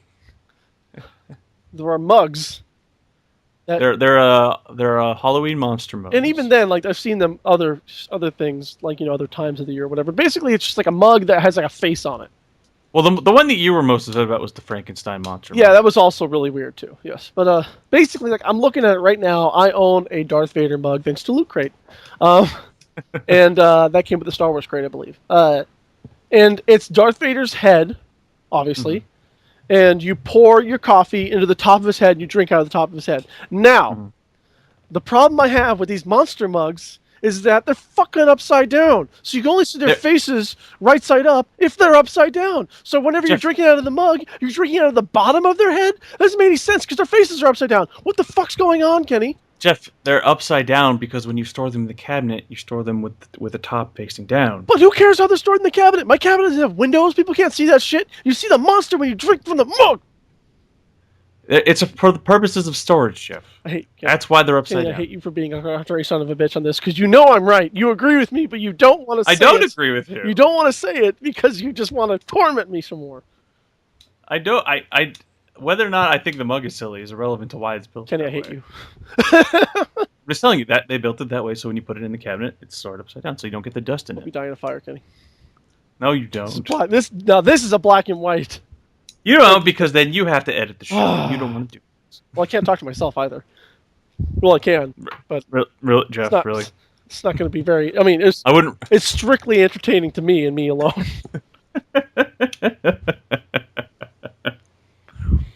No, the world cannot and should not ever be a black and white place because we need nuance. Because every argument has multiple sides. Yeah. But it's just I work with these women who support Trump, and I don't get it because the things that he has said, he outright said that he doesn't believe in paternity leave. He said that because it's bad maternity for leave is business. bad for business. Yes, he also thinks that women who have abortions should be punished. Oh God. Like he said that to I think Anderson Cooper. Oh, good. It was an interview either this year or the end of last year. Gray Fox. Can you imagine him and Tim Gunn together? Oh my God, they would have like the best relationship ever. I know, right? They look so handsome. Everything they did. Sorry, we're letting a little of our little gay come out. Little gay, just a little gay for those two. I don't. No. It doesn't matter if you're gay or straight. You would sleep with both of them. Yeah, right. Just handsome gentlemen. Handsome Dan. Side note: if for whatever reason I won the lottery and after I paid off all my debt and stuff, the first thing I would do is I would hire Tim Gunn to give me a wardrobe. Yeah, just set me up, buddy. Yeah, suits. Here's like every day. Yeah, just you pick out the suits. I'll pay for it. Let's do this. But no, I just like hearing him say those things, and then hearing women that I work with say that they support him. It baffles me. And one of the arguments is that I thought was ridiculous. I didn't understand it, and I think I texted you about it. Was one of the people I talked to is seems pretty anti. I don't know if she's anti-immigration in general or just illegal immigration. We didn't get that far. Okay. And she said she supports the wall, and I'm like, okay, well, how do you propose we pay for the wall? Because it's not going to be cheap. It's going to be, I think the minimum estimate for just materials was like $25 billion. And she's like, well, it doesn't matter. Obama's put us in a hole we're not getting out of, so Trump can keep putting us in that hole. I'm like, why would you want to keep putting yourself in the hole? And Obama didn't put us in a hole that we can't get out of. President Bush did. Exactly. And he's actually been digging us out of this hole pretty well. Like, unemployment's way down, the economy's doing better, gas prices are lower than any time that Bush had them, and it's been, I think, 7 straight years of steady job growth. Yeah, it's pretty good, actually. It says a lot considering what Obama came into. Yeah, it's actually. I mean, I have problems with Obama. Don't get me wrong. Yeah. I don't like things like the indiscriminate drone striking that his administration has done. Yeah, I'm not too fan. I'm not that huge fan of how we've been fighting things. Yeah, I like that we're not sacrificing as many of our soldiers' lives, but I don't like the reason as to why that's the case. Yeah, I mean, although I am actually in particular for like really kicking this shit clandestine and just sending out. We have like several. They probably do this shit anyway that we just don't, because it's the nature of the beast that we don't hear about it. But like, I would just hand everything off to like SEAL Team 6 or Delta Force or all those like small the special ops. Yes, like small units that can get some serious shit done and be in and out before anybody notices. Exactly. No, I would much rather have a series of small strike teams that go into these key locations and do the work that we need done. Get the shit. So we aren't bombing and making these these inhabitants of these countries that we're in terrified because they look up at the sky and like, is there a drone up there? I don't know. It could be. Yeah. Like it's ridiculous, and so things like that I don't really like. So while I do support things Obama has done, I'm not 100% a fan of him because of shit like that. So it is incredibly bad that we took away the love of a clear blue sky from these people. Yeah, the people that say that they now like it when it's gray outside because the drones can't see through the clouds, or it's easier to spot a drone. Yeah, well, I do remember one segment I had seen where they were saying that they liked the gray cloudy skies because the drones can't fly through that because it's harder to target. So and the fact that they say that we don't kill civilians because anyone killed is now listed as a combatant, which blows my mind. Well, like it's anybody who's like anybody who's of a military age. Yeah, anybody who's a military age in or around the blast radius is now considered a combatant. Like they altered the description of what a combatant is in order to reduce the number of like civilian casualties. So like that, so that number instead that would be a civilian casualty number has become a hey, look, we killed more bad guys number. Like exactly makes them look better. Which bothers the shit out of me. That is not great. That is not my favorite thing about and I love same thing with like Clinton. I love a lot of things about Clinton's bill, not Hillary. Mm-hmm. I don't know anything about Hillary Clinton's presidency because she doesn't have one yet. But Bill Clinton's presidency.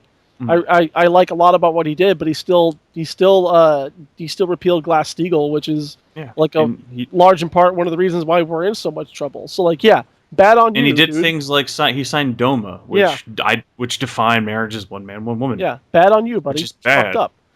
Yeah, and he got a blowy in the White House. Well, I still feel like he deserved it. I'm pro blowy. in the White House, I guess. I don't know. I'm neither pro nor con. I don't give a shit. I guess I'm pro in the sense that it became such a huge news story that I guess nothing else was going on at the time. It's like But that was the only problem our country had, was whether the president got a blowy in the White House. It affected his presidency once it came out, but if it had never come out, would it have affected his presidency whatsoever? I doubt it. Would it have changed anything or caused any problems or made him make poor decisions or something like that? Like, the only poor decision he really made was getting a blowy outside of his marriage. Yeah, I mean that's not that's not a good thing to do. Obviously, you shouldn't do that. No, but I'm sure Hillary probably would have given you a blowy if you asked. I don't think so. She doesn't seem like. Well, not now because he already got the blowy from Monica. Well, especially after that, he'll never live that shit down. He'll never get one of them again. God. I did. No more birthday blowjobs for you, Bill. No more birthday anal. I mean it. I did. There was a couple YouTubers I followed, and they said like their theory was that like Clinton only wants the White House so she can get head in the Oval Office too. Oh, it's like I rigged the election, and I made sure that Bernie couldn't get in. But goddamn it, someone ate my pussy in the White House. I'm sure she's been eaten out by Bill in the Oval Office already. No, but I mean by an intern. Oh, okay. Like basically do what Bill did. Still don't care. No, that's the theory that running through. She wants the presidency. I have the same theory for Bill as I do for Hillary or for anybody. It's like a certain amount of stress relief can only be beneficial to running a country. The only time I would be concerned about any president getting a blowy in the Oval Office is if the person they're getting a blowy from is like a Russian spy or some kind of someone that we consider quote unquote the enemy. They'd be like, why are they sucking your dick? Like, because then it's just a national security thing at that point. Yeah. Not so much as they got a blowy. Like, how'd they get in there? That's the real question. Yeah, why are you letting them in there? Why? No, don't let them have the secrets. But I mean, overall, to go back to the debate after that segue. Yeah, I mean, I feel like have we covered the debate enough yet? We're at like an hour, a little over an hour and a half, I think. Almost. The last thing I really say about the debate is I'm still not really pro Clinton. To me, it's just going to be more of the status quo. I don't see much of anything changing, and I know she's changed some of her policies, but the problem I have with that is I feel like she did it not because she had a change of heart, but more like, oh fuck, I need these votes because Bernie's kicking my ass, to some degree. Yeah. So my worry is that as soon as if she gets elected and gets in office, the second that something else becomes more politically viable for her, she's going to start believing that. If that means going on to something she used to believe, or if it means going a whole new direction, that worries me because she changed her policies the way she did. I don't know what that means for the future. That still just makes her a politician.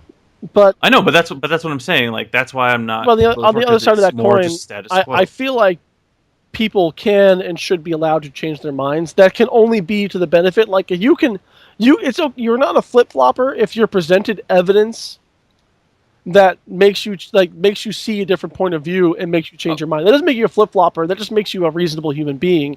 Oh no, I don't want to. I'm not trying to say that I don't think she should have ever changed her mind. I'm just saying from my perspective, it doesn't look like she changed her mind because she's like, oh, actually, this is a better way to do things. It to me looks like she changed her mind. She's like, oh shit, I need more votes. Oh god, I'm losing. I need to do something. Like, if it came out that she really did have a change of heart because she saw facts, or like, oh no, actually, this is better. Then I'm like, oh, that's great. I'm glad you changed your mind. Then it's like if I'd be like I'm saying, I'd be totally fine with any of that if what all they were saying is like I looked over we've looked over the data and now we're changing our position on this and here's why. Like that's fine. That's great. That's exactly what I want. If she came out and said that, I would have no problem with her changing her mind. But I guess I'm more cautious about her changing her mind because I don't know why she did it. And like I said, I agree she should have the right to do it, and I don't fault her for doing it. I just want to know why she did it. Mm-hmm. But that makes sense. I really liked a lot of what Hillary said. I'm still iffy on her as a president just because, like I said, policy changing things. But she did better than I thought she would do.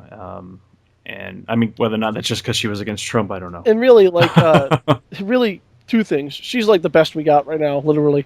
Yeah. And Don't. two, she doesn't have to run for 8 years, guys. She doesn't have to be president for 8 years. People just always assume that like the president's going to Well, get two terms. I think it's because if like the Democrat, let's say a Democrat or Republican wins, and then 4 years later, their party nominates someone, like tries to have someone else run, that looks bad. Yeah, And then it you're looks like admitting you, defeat it at looks that like you have point. no faith in your candidate. But like, Yeah, which you want to avoid, but like obviously. I mean, like people should have to fight for that job like every 4. Oh yeah, no, I feel like Republicans, Democrats, every 4 years should produce someone for president, or should have someone else, Like a serious more candidate. people run. They shouldn't Yeah, put up someone just like, we don't know because we don't want anybody to. We don't really want if Barack Obama was still the Democrats' best candidate yeah. during when he was up for re-election. Mm-hmm. They still you should work to put forward the other best possible candidate. Yeah. Because, I think you should because still that have some because that makes form you of debate. better. I feel like for example like Bernie Sanders. I like it's possible, of course, that she changed her policies because that's what people wanted. Yeah. So she could win, the nomination. But isn't it also possible that because she's been debating with this guy and talking with this guy, and she adopted a lot of his policies because she learned to agree with them? Because you become better with discord. You become better or more thoughtful when someone doesn't agree with you constantly. Oh no, and I'm not trying to say that isn't the case. My argument isn't that she only did it because it could be more politically viable for her. My thing is like I don't know why she did it, and if she would literally just come out and say, well, I changed my policies because, after talking with Bernie and going through the debates, I realized that no, these things are actually a better way than what I had. I'd be like, oh, okay, great. Then you change your mind because you got more data. That's fine. It's just it's a perception issue for me because to me it's equally valid or equally likely that she changed her mind because she just wanted more votes. And the fact that I don't know that is what bothers me. And I know that every politician is like that. And I think that's part of it too. Is like I'm just tired of the status quo, and she's a status quo candidate for me, and it just gets really aggravating after a while when you have to basically pick the same. Basically, you get to the point where you're voting which color suit you want in the White House, the blue or the red, and it gets really annoying after a while. And I want a candidate. That's why I supported Bernie. Because I want a candidate that really actually feels like, hey, they're in it for me, and they're listening to what I want, and they want to make things better for me because they care about what I think. Man, how much they fuck up our status quo thoughts when she showed up in her red pantsuit, and he showed up wearing a blue tie. I was like, what's going on? Now, who's who? I've been taught to learn one way, and they're mixing it up. That had to have been intentional. They had to have gotten together on. Oh, I'm sure they did. For some reason. I don't know what they were trying to accomplish. I mean, of all things, by doing that, like of all the points that they could like try and change American perspective on, that's the one they jump with. Like, let's like the Democrat will wear red and the Republican will wear blue. Yeah, that'll change some minds. Like, that'll stop bipartisanship. Somehow. So like, no, that was just like, that was not like that's not where you. That's not where you hang your. That's not where you fly your flag. You don't hang your hat on that one. Everyone's gonna wear yellow. Oh my god! Yellow debate time. But no, I'm all for a candidate. I want a candidate who changes their mind because I want a candidate who is open to facts and open to data and open to being shown the truth and accepting it. It's an optics issue. That's really what it is for me. And it just looks like she's more of the same, and I don't want more of the same anymore. I want someone different. So that being said, I will never. If I decide to vote, I'm still up in the air about it. I am going to vote over him, over Trump because holy shit. Mm-hmm. Hey, in 4 years, you could possibly vote for Elizabeth Warren. After I would vote for her. After listening to her, like, totally. I mean, that's the name of the game too, with this whole Wells Fargo thing, where they're just like, each like senator or congressman or whoever gets like 5 minutes to say what they want to say to the guy, and they're all the same thing. Like, they're all just trying to like make sure they sound good in front of their constituents and shit like that. But like, she really fucking laid into that dude, and I was like, I listened to that and I watched it and I was like, I wonder if she's just laying a lot of groundwork to be president. Well, that's why I love her too, because like that thing she did, like laying into the Wells Fargo CEO like she did. That's what she always does. That's how she's always been. Yeah. This isn't like something that she just started doing just to like get more support. She's always been that kind of candidate. So if she were an option, I would vote for her in a heartbeat. Hey, plus, we'd have presumably the second woman in the White House and first Native American. Yes. Look at that shit. Man, look at all the barriers are breaking down. Fuck that noise. I find it kind of odd that a country that inhabited by the Native Americans still haven't had one of them as president. Yeah. Considering they were here first. I mean, I know why we haven't. Well, just saying. To be fair, a president is sort of like against the values of most Native American culture, and overarching, like there's still like a chieftain or leader or what have you, but like ownership of land and things like that doesn't. No, I just find it funny that the group of people who were here first still haven't had a leader of that. What's the word I want to use? That not caliber, but of that stature in our country. You would think at least one time at some point they'd have elected one of them a president just because they were here first. It's one of those things like you're due eventually. It's the due theory. Yeah. But I will. And last thing I will say about the debate: don't vote for Gary Johnson, for the love of God. Now, he didn't get invited to the debate. I can't imagine why he didn't get enough of the vote. There's a couple things about him. Having another Aleppo moment, he recently said. Yeah. He doesn't know what the fuck Aleppo was, and he couldn't name another foreign leader. Any of them. Now, here's my problem with that, and I think not it's even Ben's, like the obvious ones, like Merkel. Like, come on, guys. Like Angela Merkel. Like Angela Merkel. She's like they made fun of her on SNL like 18,000 times. You couldn't name Vladimir Putin. Yeah, for God's sake, come on, guys. For fuck's sake, come on. My problem with that is Ben's brother-in-law, I believe, posted this thing basically trying to defend Gary Johnson, saying, well, like, how many of us really know what's going on in Aleppo or could name another foreign leader? Here's the problem. We aren't running for president.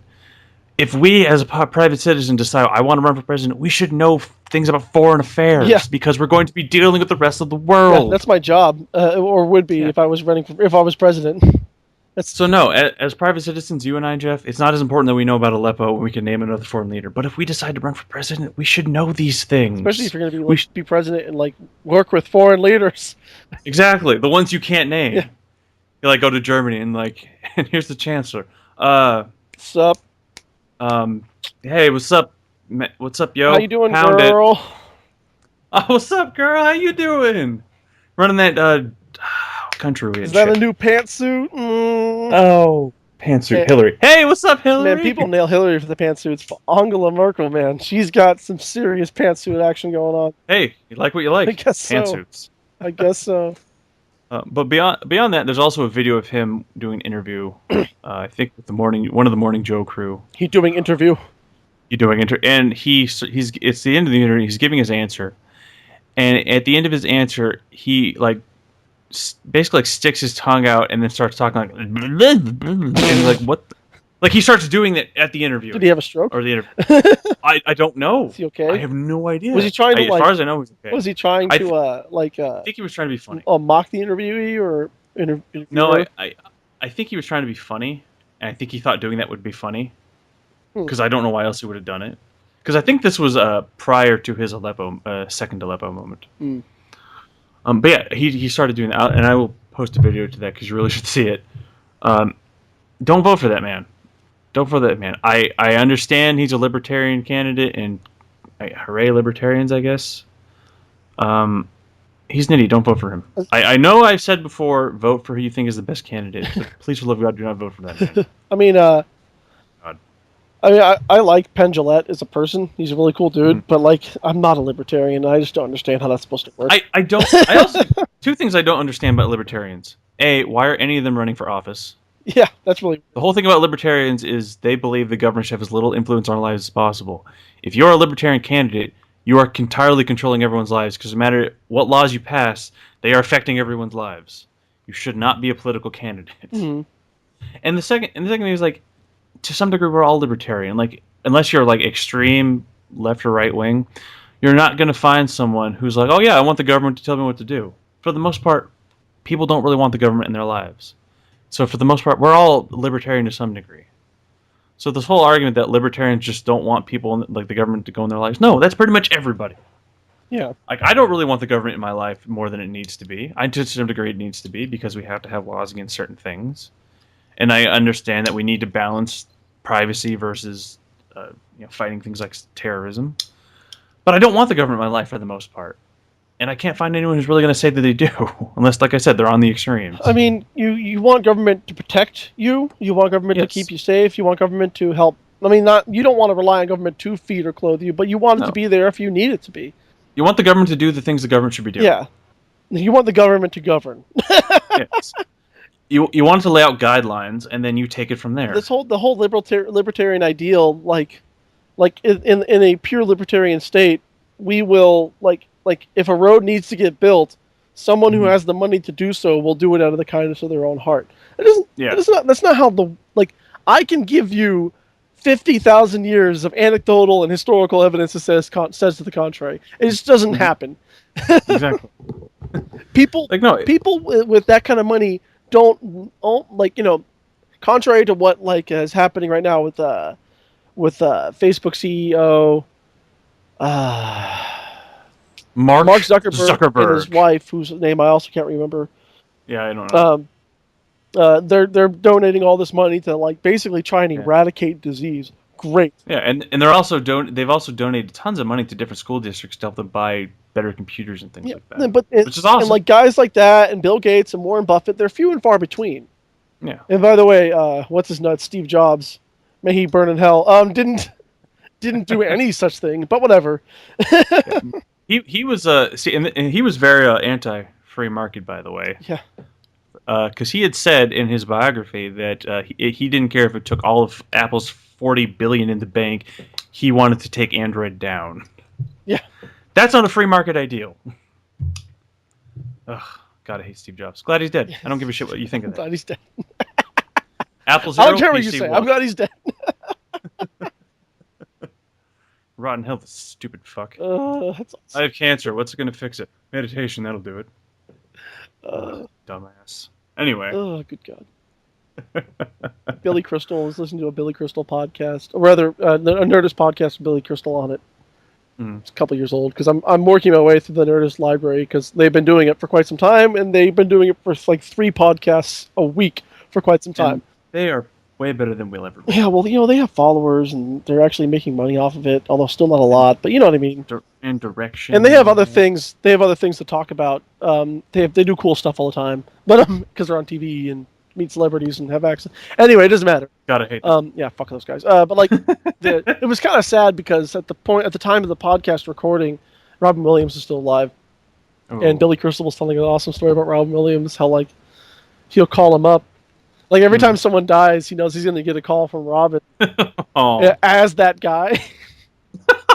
so apparently he told the story where Ronald Reagan had just died and he got a call from Robin Williams, and just as Ronald Reagan, he just goes well, Bill, I don't know where I am. He goes, I guess it's awful hot for heaven. And he goes and so Billy goes well, Ron, maybe that's because you're in hell. He goes, oh, that would explain why Richard Nixon's balls are on my forehead.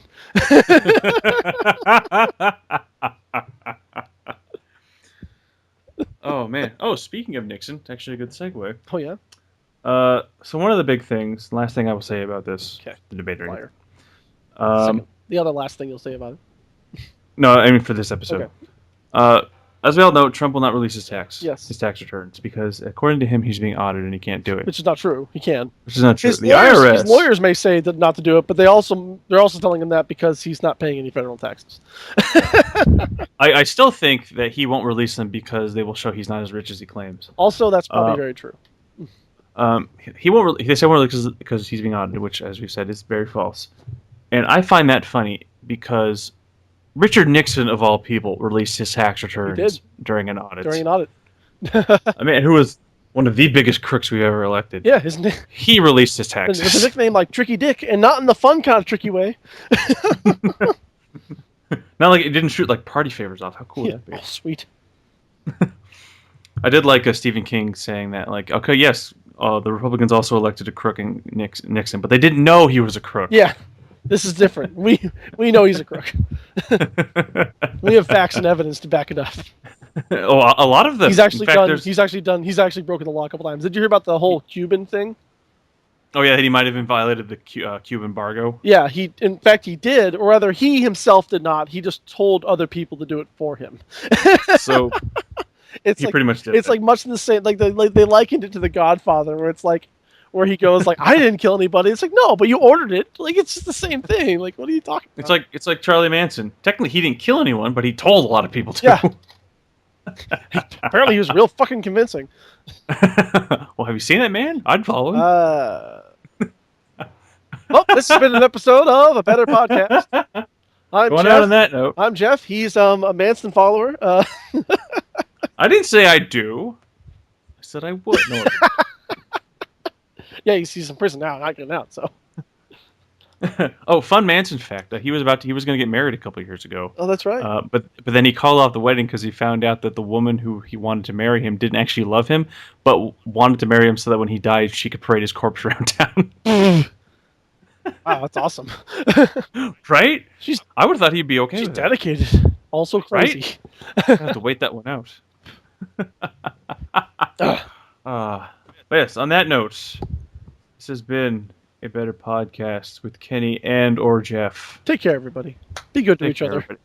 Yes, and always like, subscribe, all that good jazz. Send us some love. That's what we're asking for. Send us some love or hate. Honestly, I take hate now because like we ain't got shit. Yeah, if just we don't care what you think of us. Just tell us what you think. We'll even accept dick pics. We will accept dick pics, and in this case, be as black and white as you want. Oh. No room for nuance, eh? Oh, we're not talking about dick pics anymore. No, send as many black and white dick pics as you want. Black or white, it does not matter. We'll even take brown. Wait, all that good stuff. But yes, because we want to know what you think, because the show's for you, and we want to make the show better for you. But yes, but I want to. I know Jeff doesn't care about you. I care. I don't care about people. Jeff, you want fans. You do care. I gave up on people. No, I haven't given up on Nick because I want their money. I want their money. Give me your dollars. Yes, this has been A Better Podcast, which hopefully it was. And we will catch you on the flip side. Catch you later, guys. And don't vote for Trump.